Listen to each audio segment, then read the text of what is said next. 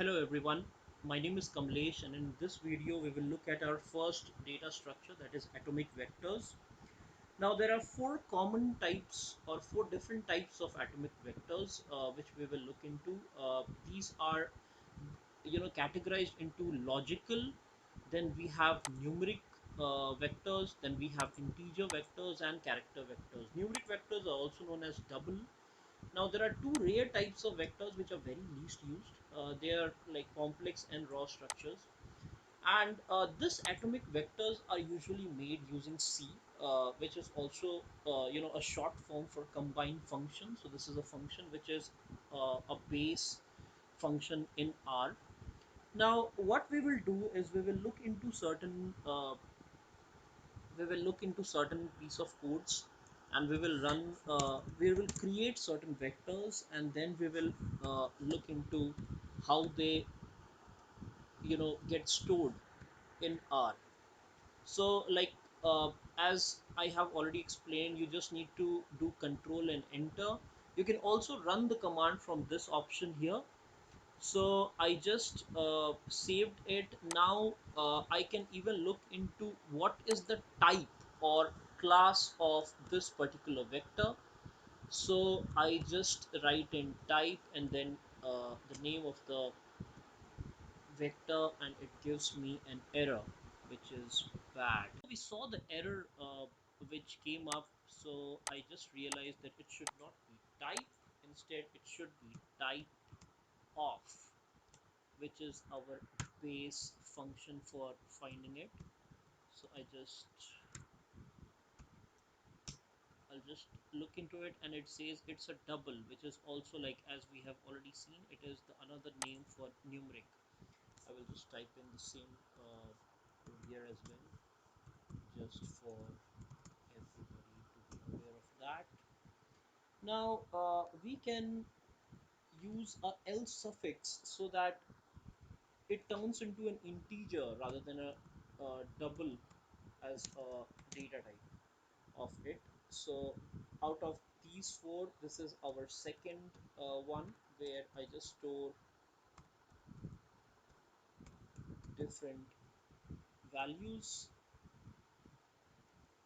and I again press control and enter. Now again I just want to look into what is the type of this data, and I find that it is integer type. Now the same could be done. So we also have a Boolean type, which in R is more known as a logical type. So we save, it won't be in double quotes, we directly save true, false, T and F, and we press control and enter to run the command. And we can also have something kind of a character vector, where we save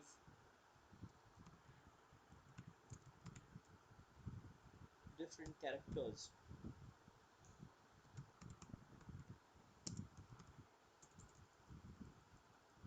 I misspelled it,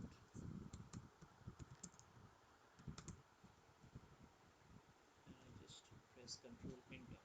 So in each of these I can just go back, and I can again look into what was my data type for it. So this says logical, and this should be giving me character. Now there are different types of tests that we can do. So the one of them that we did is the type of.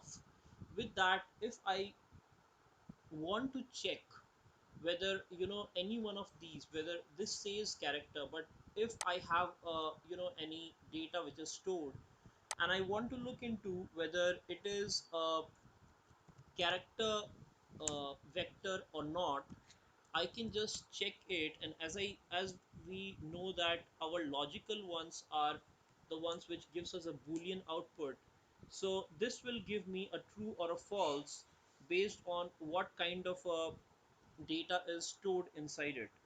So then if I want to check if something is an atomic vector or not, I can just check the same on my integer one and it gives me a true.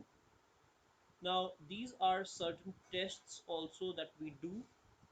Now with that, I will just write it as tests for our reference later. Now there is some level of coercion that can also be done on atomic vectors, but there is a condition for coercion which says that all the elements of atomic vector must be of the same type. So when we attempt to combine different types, they will be coerced to the most flexible type. So it's not like we cannot coerce a numeric and a character vector, but these should be actually flexible, and types from least to most flexible are usually logical, integer, double, and character. And uh, we will look into different examples of it. So let us what we will try to do is we will just try to add in two different types of uh, data, two different types of vectors, I would say.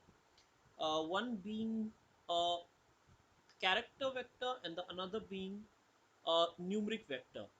So when I press enter, it shows me that it has been converted to a character one. So the number has also been converted to a character one when they were coerced together. So when they were combined together, and for our reference, I will just keep the thing here. So the types of least to most flexible are: first we have logical, then we have integer, then we have double, and then we have character. So this is how it gets coerced. Now we will look into another example of this. So let's suppose I have a vector where we have booleans written inside, or logical, not booleans, it should be said logical. So when I execute this, I find that this is a logical vector and showing in the environment, and it has like three values: false, false, and true. But what I want to do is I just want to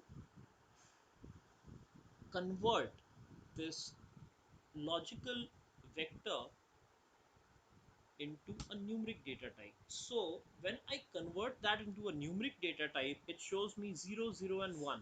So 0 here denotes false and 1 denotes true.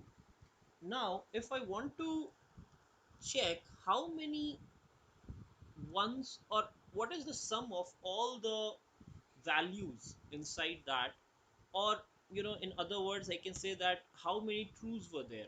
So I can see that it was only one value which was true. Now I also, if I want to find out the average or the mean value for the complete vector, I can just look into that. So that's how coercion is done. You can combine different data types together. Even a logical data type could be converted into a numeric data type. So we usually get a warning message if suppose there is any kind of a, we are breaking any rule in the coercion part, we definitely get a warning message from the our programming, our you know console, and that's how it gets executed. So this is all about the atomic vectors. In the next lecture we will look into the lists data type used in R. Thank you.